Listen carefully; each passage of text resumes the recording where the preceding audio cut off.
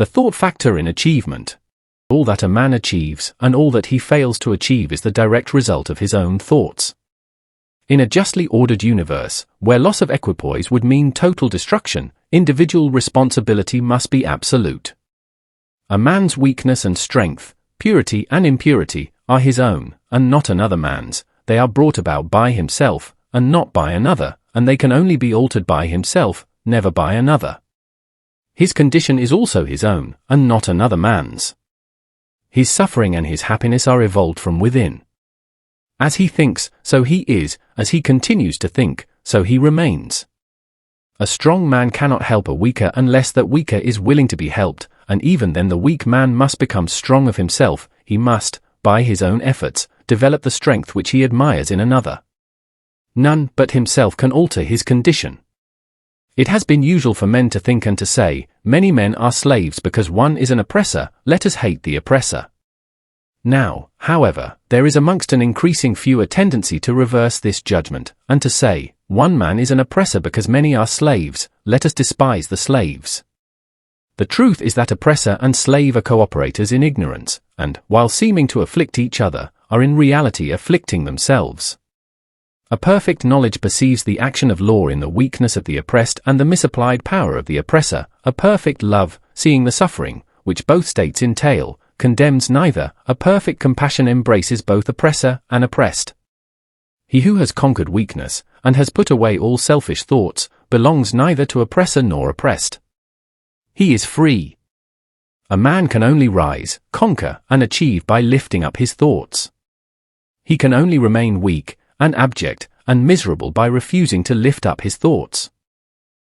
Before a man can achieve anything, even in worldly things, he must lift his thoughts above slavish animal indulgence. He may not, in order to succeed, give up all animality and selfishness, by any means, but a portion of it must, at least, be sacrificed.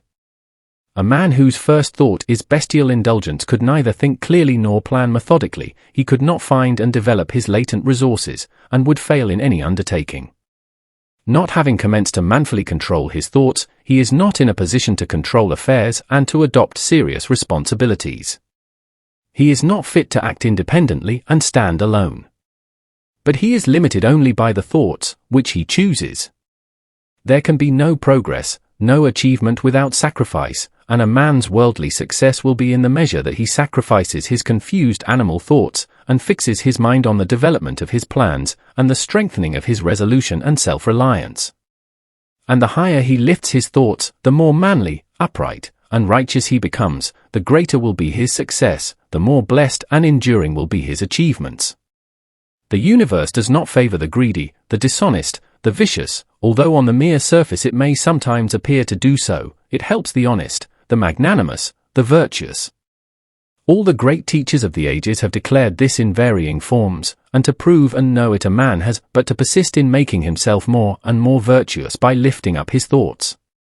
Intellectual achievements are the result of thought consecrated to the search for knowledge, or for the beautiful and true in life and nature.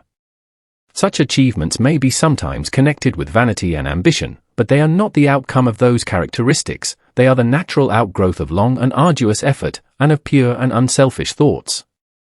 Spiritual achievements are the consummation of holy aspirations.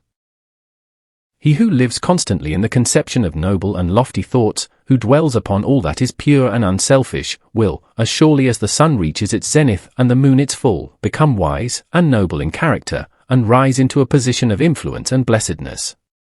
Achievement, of whatever kind, is the crown of effort, the diadem of thought. By the aid of self-control, resolution, purity, righteousness, and well-directed thought a man ascends. By the aid of animality, indolence, impurity, corruption, and confusion of thought a man descends. A man may rise to high success in the world, and even to lofty altitudes in the spiritual realm, and again descend into weakness and wretchedness by allowing arrogant, selfish, and corrupt thoughts to take possession of him. Victories attained by right thought can only be maintained by watchfulness. Many give way when success is assured, and rapidly fall back into failure.